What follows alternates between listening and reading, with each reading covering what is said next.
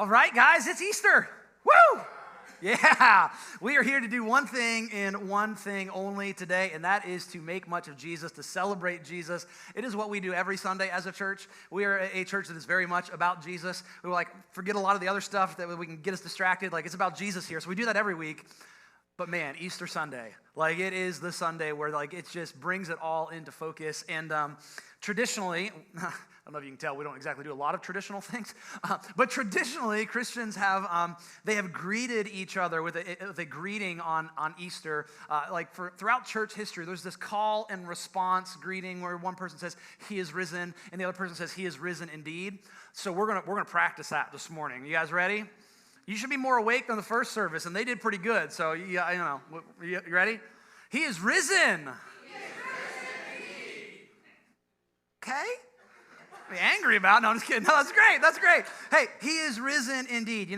I used to be part of a church, before we planted Hope Community, where people would go around saying that on Easter Sunday, and it's always kind of he's risen. He's risen indeed, right? It's kind of ho-hum, because I think sometimes the significance of that statement can be lost on us. The significance of the reality that no, Jesus actually is alive. Right here, right now, he is alive. He is risen. And it's easy for that to just lose its significance. If you're here watching and you are a Christian or a follower of Jesus, if we're being honest, it can just kind of become trite. It's something that we say. And honestly, if you're here or watching and you're skeptical, maybe you're not a Christian, it can just sound like religious superstition. Just call it what it is. If you're not a follower of Jesus, to believe that a guy walked on earth who was God in the flesh and he died and he rose from the dead, that's crazy talk. Until you believe it, then you're it's not that crazy. And so, man, what I want to do in our time together this morning is I want us to recapture the significance of that idea that he is risen. And to understand the power of that and why that matters and why that changes everything. But for us to kind of get there, I want us to go back to the moments just after the crucifixion of Jesus and ask ourselves one really, really important question. What happened? What happened after the crucifixion? Because when Jesus is crucified, when he breathes his last breath, in that moment, there is not one single Christian. There are no believers. There is no Christianity. There is no faith. There is no movement for them to continue. Come on, guys, we'll do it. No, when he was dead, it was over. It was over. All that were left, after he had died, there was a few dozen kind of scattered followers who were afraid, who were terrified, who were heartbroken, who were hurting, who were overwhelmed, who were confused. They had just watched their religious leaders conspire with their greatest enemy, the Roman Empire, to come together to put to death the best person that they had ever known, to put to death their teacher, to put to death on a personal level, probably their closest friend, someone who they thought no, that's not how this is supposed to go. In fact, over the course of 3 years with his followers had come to believe some pretty incredible things about Jesus because they were there and they saw him heal people. They saw him perform miracles. They had seen the way that Jesus interacted with and invited in and welcomed in the outcast and the stranger and the people in that society whose society said, "You're worthless, we don't want you." Jesus said, "Come follow me, come be a part of my family." They had heard Jesus teach on love and forgiveness and generosity. They'd heard him teach about righteousness and justice. They'd heard him proclaim the kingdom of heaven is here. They'd come to believe that he was, to the Jewish people, what they call their Messiah, their king, their anointed one, the promised one, literally God's final king who was going to rule and reign in justice and righteousness and love forever. They'd come to believe all that. And in a moment, it was gone. He was dead. It was done. And they were devastated. And that is the scene as Jesus breathes his last breath. Hopeless. Got that in your minds? Okay. It's a happy way to start the Easter message, right? I want us to fast forward 30 years in history from that point. 30 years.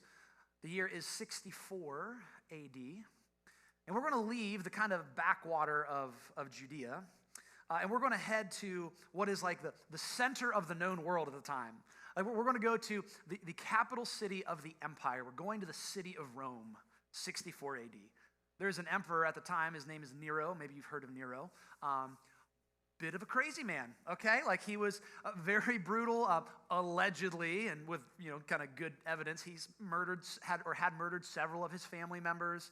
And one of the things he really becomes known for is burning the city of Rome. And now historians debate: did he actually burn it? Did he not burn it? How did the fire get started? But people at the time thought, I think Nero might have done this.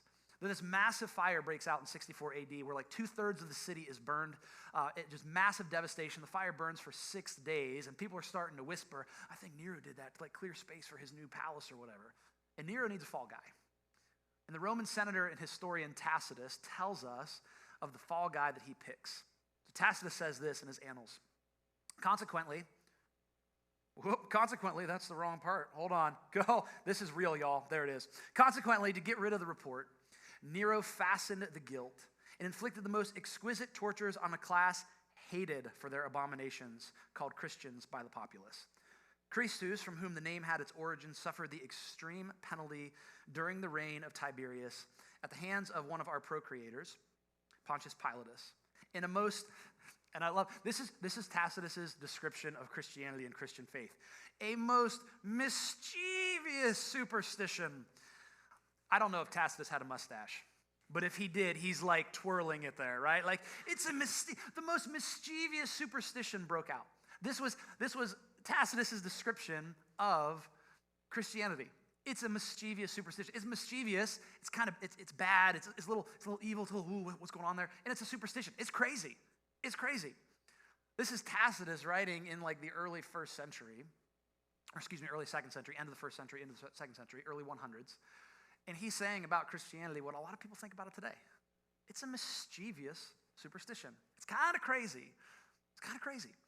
This mischievous superstition, thus checked for the moment, again broke out not only in Judea, the first source of the evil, but even in Rome, where all things, he has such nice things to say about Rome, where all things hideous and shameful from every part of the world find their center and become popular. And accordingly, an arrest was first made of all who pleaded guilty. And then upon their information, an immense multitude was convicted. Not so much for the crime of firing the city. So it's like, actually, they didn't light the fire, but as of hatred against mankind. Nero just didn't like them. And mockery of every sort was added to their deaths. Covered with the skins of beasts, they were torn by dogs and perished, or they were nailed to crosses, or they were doomed to the flames and burnt to serve as nightly illumination when the daylight had expired. And Nero offered his gardens for the spectacle. He was exhibiting a show in the circus, while he mingled with the people in the dress of a charioteer or stood aloft on a car. This is all taking place in what's known as Nero's Circus, this kind of open-air arena where different things were held, chariot races. And so in this open-air arena at this time, Nero's like, let's have ourselves some good old Christian killing, and we'll have them crucified and eaten by animals and lit on fire while we enjoy that show. Hundreds, maybe thousands of Christians died in Nero's Circus, and one really, really famous one was crucified there, actually crucified upside down, tradition tells us, and that was the Apostle Peter, died in Nero's Circus. And so this crazy thing happens. 30 years prior to this, Jesus dies. Now 30 years after this, Nero blames the Christians for the burning of Rome. Wait a minute. It's like, I thought we killed their leader. I thought we put an end to that. How are there so many of them in Rome? This is crazy. We're just thinking like our world is so small now in terms of distances and space. I mean, it's always been the same size, but you know what I'm saying. Rome is 2,500 miles away from Jerusalem, the place where Jesus was crucified. How, within 30 years, without internet or phone or social media or any modern versions of transportation, how are there so many Christians now living in the city of Rome that there's enough of them there and they're well known enough that Nero can point at them and say, they started the fire? What happened? How do we get there? How do we get from crucified Jewish wannabe rabbi to that? Let's fast forward another 30 years. Fast forward another 30 years to the year 326. There's a new emperor on the scene. He's much kinder to Christians. His name is Constantine. Maybe you've heard of Constantine. Constantine makes the practice of Christianity legal. Constantine famously becomes a Christian. And again, there's debate whether he was sincere in that or if it was a political tool. That's not the point. But Constantine is very pro-Christian. And in 326 AD, he says, you know that spot over there that used to be Nero's Circus? It's kind of in ruins right now. We're going to go ahead and tear that down. And over the site of Nero's circus, we are going to build what is called St. Peter's Basilica as a monument to the Christians who died in the circus and as a monument to the Apostle Peter who has died and who's buried there. How does that happen? Let's fast forward again, okay? We're not going to go through all of history, I promise. We'll fast forward all the way to today. There still is no Nero circus. St. Peter's Basilica still stands. It was rebuilt in the 16th century, even bigger and grander than it was before. Over the site of Nero's circus now stands the largest church in the world. The Roman Empire is no more. The Roman Empire was thought to be the eternal empire. It was supposed to go on forever and ever and ever. It is gone. And the city of Rome is filled with crosses. But they're no longer crosses that represent Roman crucifixion and Roman power and violence and brutality. The city of Rome is full of crosses, and it represents one single crucifixion, the crucifixion of Jesus and his power over sin and death. Fast forward to today, and over 1/3 of the world's population claims to follow this crucified Jewish rabbi. And if that was all the information that we had, right, and all of that is historically verifiable, none of that is like in the Bible, that's just history books. If that's all the information we had, if we didn't know anything else, we would have to stop and ask the question, what the heck happened? How do we go from crucified rebel rabbi and scared and scattered followers to what we see today? Certainly something has to go in between Jesus died and what we've seen throughout history. And that's something that happened is why we're here. That's something that happened is what Easter is about. It is about the resurrection of Jesus. He was crucified, but it didn't stick. He came back from the dead. Clearly, there is more to the story. I want to look at how Luke tells us that more of the story. Luke's one of the gospel writers, so we got 4 accounts of the life of Jesus. Matthew, Mark, Luke, John, they all tell the account of the life of Jesus from different angles with different details. Luke brings us his account in a unique way, as Luke is a first-century doctor. Luke is also a very, very good historian. Scholars will look at Luke's work and say, you know what, kind of faith aside, Luke does a great job with history in terms of facts and details and dates and events and specifics. And so Luke puts together an orderly account. He talks to the eyewitnesses. He investigates these things. He says, here's what happened.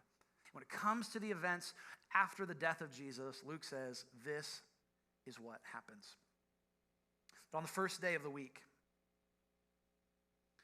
very early in the morning, they came to the tomb bringing the spices they had prepared. So it's the first day of the week, and the they that he's talking about is a group of women that have made their way to the tomb.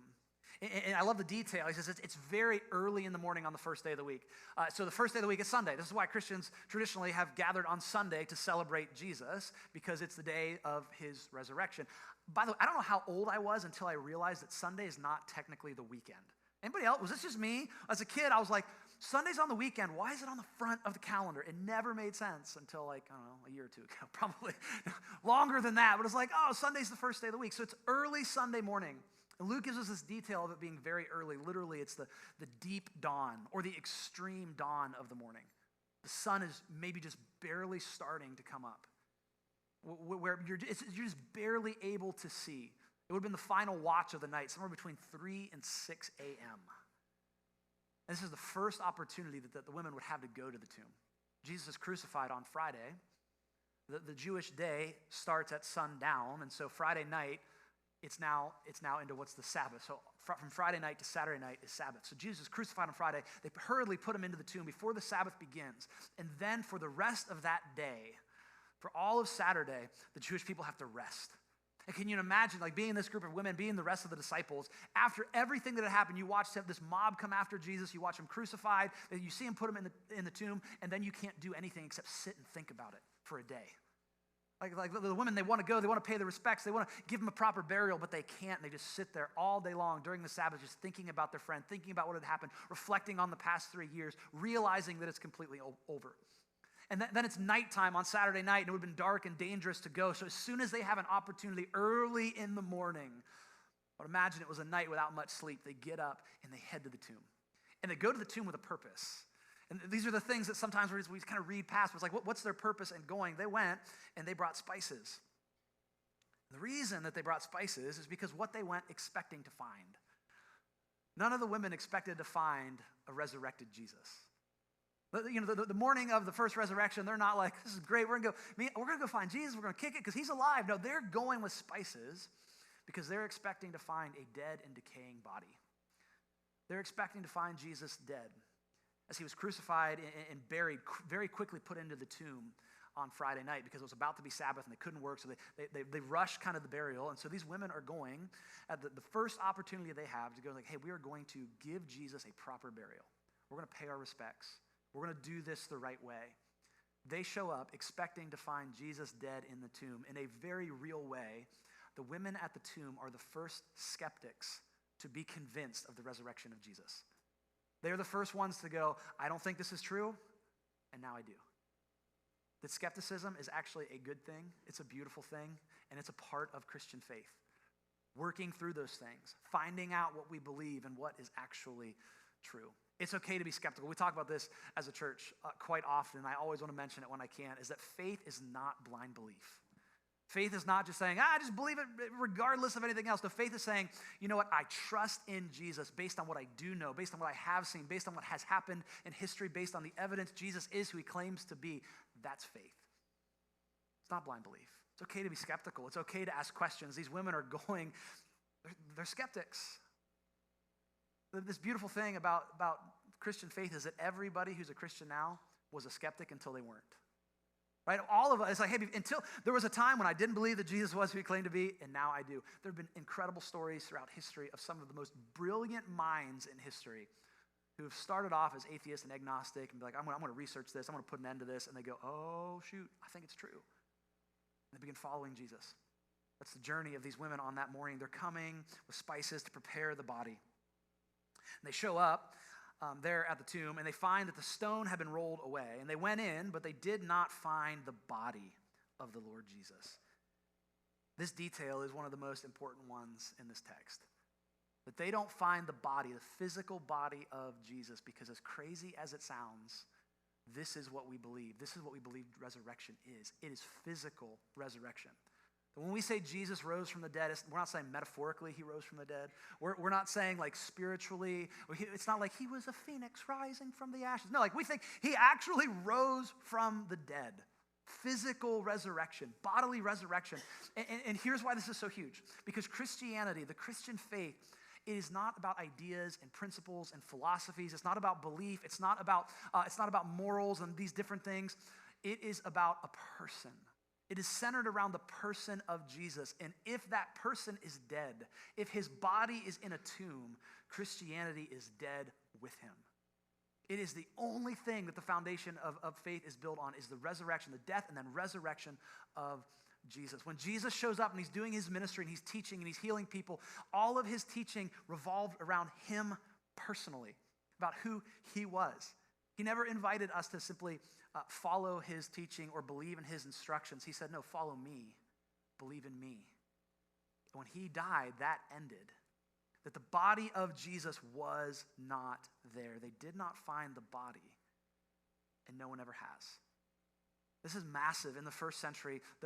The Roman Empire, they weren't so fond of the Christians. They wanted to do away with Christianity. The Jewish temple, weren't so fond of the Christians. They wanted to do away with Christianity. All it would have taken in the first century was for someone to pull out the bones or the rotting body of Jesus and say, here he is, shut up and go home already. But nobody could do it. And no one's been able to do it ever since. In fact, that is the only thing that would undermine our faith, is if someone could say, hey, here's Jesus, go home. At which point we'd say, okay, close the doors because there's no point in being here if there's no resurrection. But Jesus, he's alive. These women show up at the tomb and they're like, I love how Luke describes their state, because it's like, duh. They were perplexed about this. They're like, wonder what could have happened, right? Like these are the responses you expect. There's not this instant like, I think he's alive. No, they're just like, what's going on? What's happening? We're so confused because they expect Jesus to do what dead people do, and that's stay dead. John gives us a little bit more detail in his account, and he focuses in on one of the women in particular, a woman by the name of Mary Magdalene, and she starts formulating like a plan of or a theory of, okay, what exactly happened? And her working theory, it honestly makes a lot of sense. Well, somebody had to have stolen the body. Right? Someone took the body of Jesus, they put him somewhere else. Jesus, I mean, he ticked off a lot of really powerful people, so maybe they didn't want to see him get a proper burial, so they took the body. I don't know. Like, that's her working theory, because resurrection doesn't make any sense until it does. They're perplexed about this. And as they're looking around the tomb, trying to figure out what happened, they get an interesting visitation. Suddenly, two men, these angels, stood by them in dazzling clothes. Bedazzled. They were bedazzled angels. And so the women were terrified. They bowed down to the ground. Here's one of the other things that's true about Easter. It is beautiful. It is celebratory. It is, I mean, even today, this is like a rare Easter in Northeast Ohio. The sun is shining.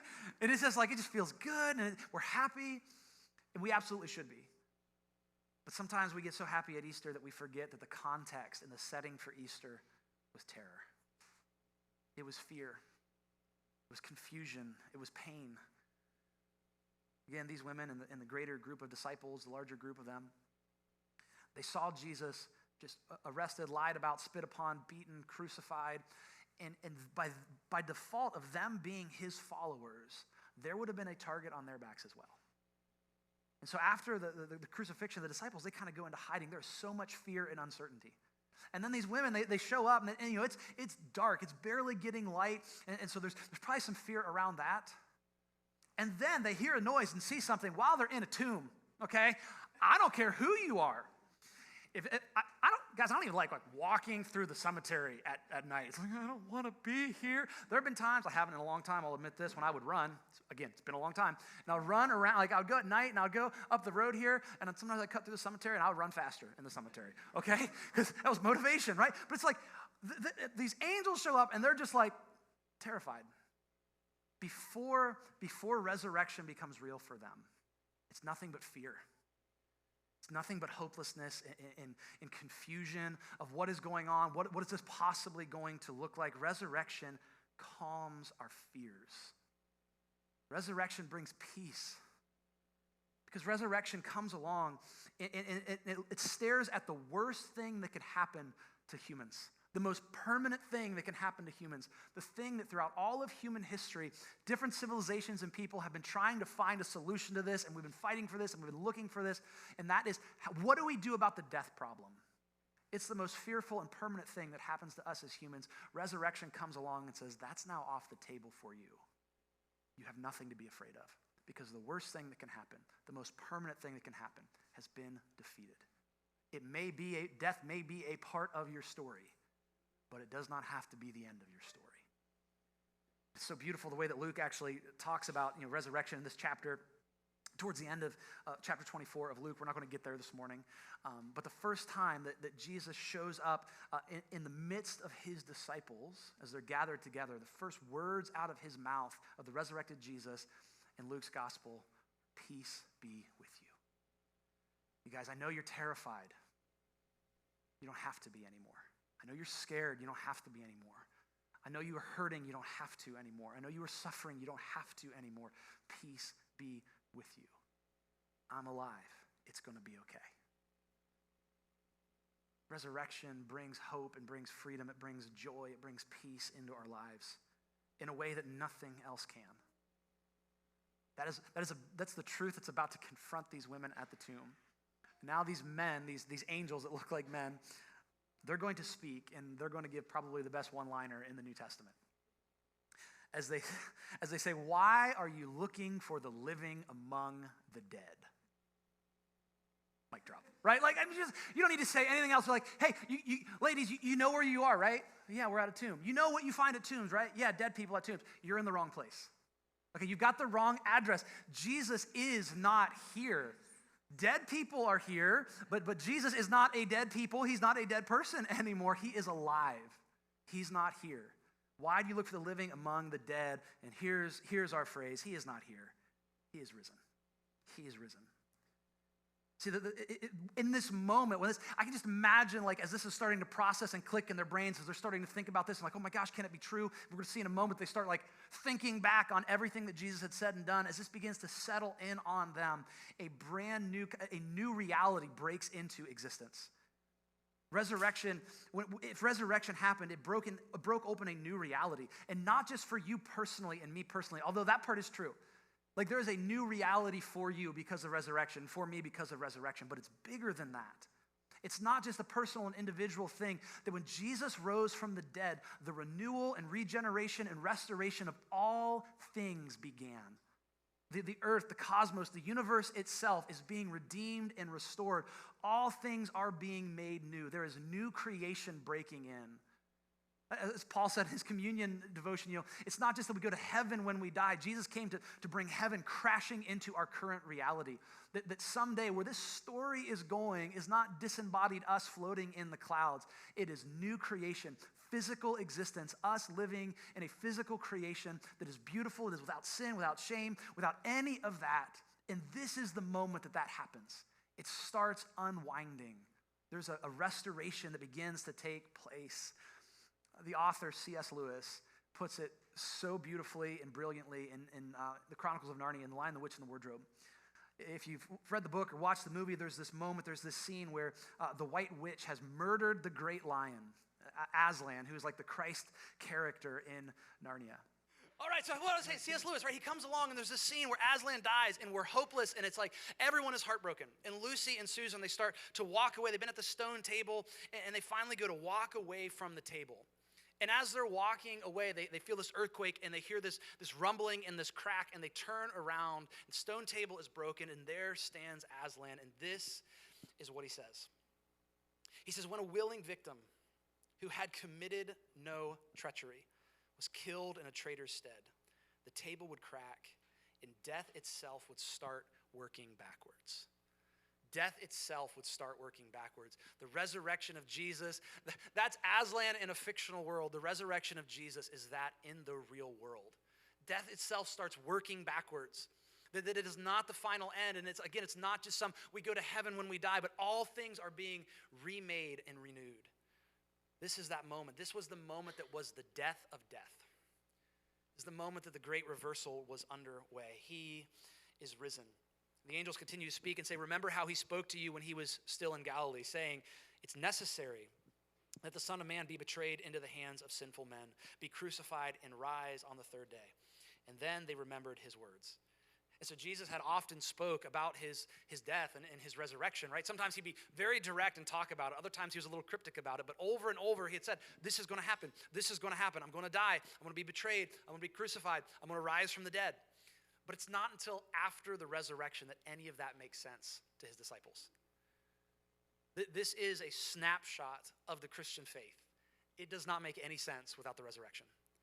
If you are a Christian or a follower of Jesus or considering that, you got to know that Christianity makes no sense without the resurrection. It is the resurrection that reframes everything.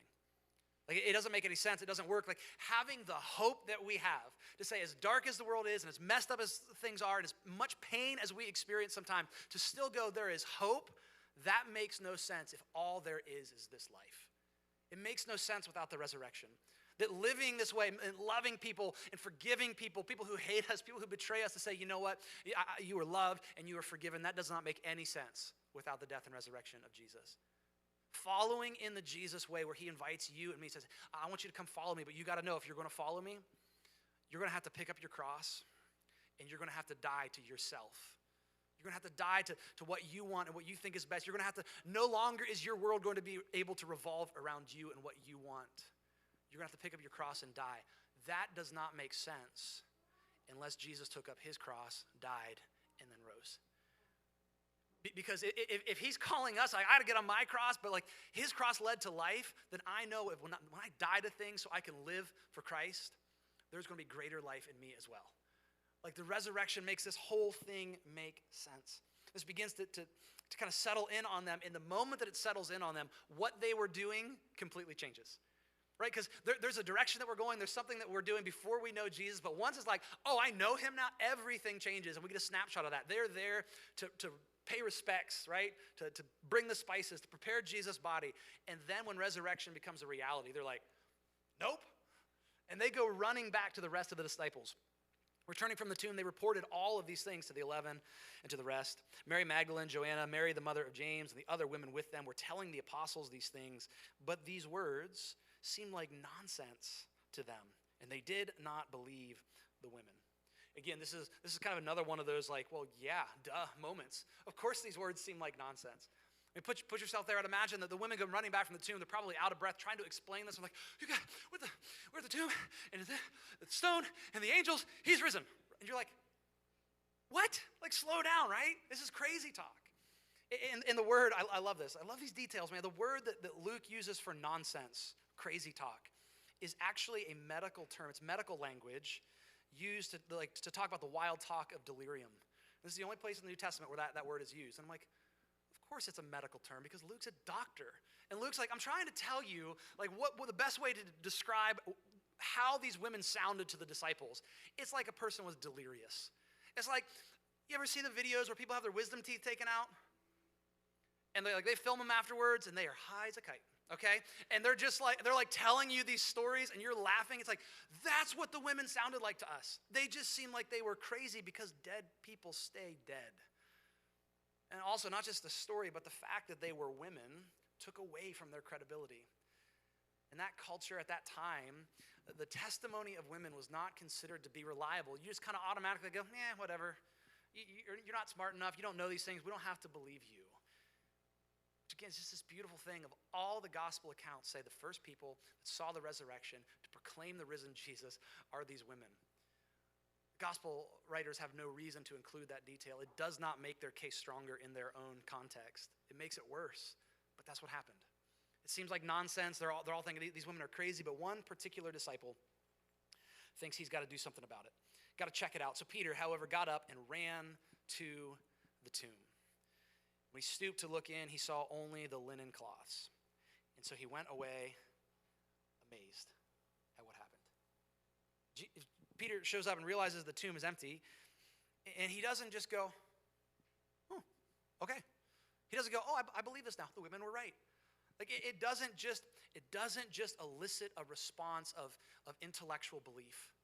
It elicits a response of amazement, of wonder, of Peter going, like there's, come, like we sang this morning, come behold this wondrous mystery. There's a beholding that happens that Christianity cannot just be intellectual assent where we know a lot of things about the Bible or about God or about faith. But Christianity is a faith in which we marvel at the beauty of Jesus and what he has done. Peter marvels, he's amazed at who Jesus is and what he's done because he has risen. And here's what the gospel writers and the authors of the New Testament, here's what they go on to say, and here's what history bears out. That from this moment, when the resurrection became a reality to them, that the earliest disciples, they immediately re-engaged with the message and the mission of Jesus. They immediately became followers again because you follow someone who's alive. And everything changed. Everything changed. We asked the question at the beginning, when we look at Easter and we think about this timeline of events, what happened? Resurrection happened. That's what happened. As crazy as it is, it's actually what makes the most sense. The resurrection happened. How is it that there were so many Christians living in Rome just a few decades after the death of Jesus that Nero could be like, it's their fault? Because resurrection happened and people told him. How is it that Nero's circus is no more and St. Peter's Basilica is there? Because resurrection happened. How is it that the cross no longer represents Roman crucifixion and torture and violence, but represents God's love and forgiveness? Because resurrection happened. How is it that my life personally has changed? I think about who I am and who I used to be and where I'm at now and the direction I'm going. It is so different. How does that happen? Not simply because I believe in a religious tradition. It's not because I read about something in a book. It's because Jesus is alive and he's done something and doing something in my life. And that is the story for so many of you. That's been your reality, that you are different now. And you can't imagine life without it because resurrection has happened. How is it possible? I mean, think, how is it even possible that in the midst of the chaos that we see around us, and honestly, it seems like the world is falling apart and there's pain and there's suffering and everybody's angry and everybody's hateful and everybody has different solutions. How can you have peace in the middle of that? How can you have hope in the middle of that? Freedom in the middle of that? How can you stare at the reality of death and say, that's coming for me someday? And everybody I know and everybody I love, and yet I'm good. How is that possible? Possible because resurrection happened. Because no matter where you're at, like, it's not the end of the story. You see, this is, when Tacitus was writing, saying, I said, I love that description of Christianity, this mischievous superstition. This is the mischievous superstition that Tacitus wrote about. This is the mischievous superstition that broke out throughout the Roman Empire. The mischievous superstition was that these Christians believed and proclaimed that Jesus, their crucified king, rose from the dead, and that people saw him. And they took to the streets and started telling everyone. They went up to the very people who were responsible for killing Jesus and said, hey, by the way, you killed him. God raised him. We've seen him. Do something about it. Thousands upon thousands, eventually upon millions and billions of people did. That's the message that changed the world. It is the gospel. It's the life, death, and resurrection of Jesus.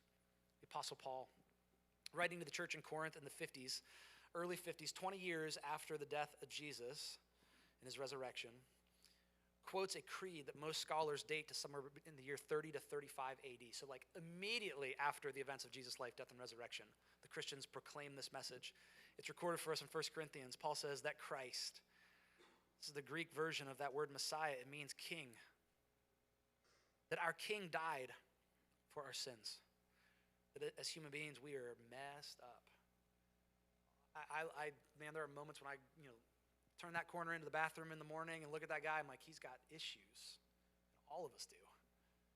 Right? Like the Bible calls it sins when we do the things that we're not supposed to do and we don't do the things that we should do, and it's just, I unleash pain and evil and suffering on the world, and you do it and I do it, and it all comes together, and Scripture says that sin that leads to death.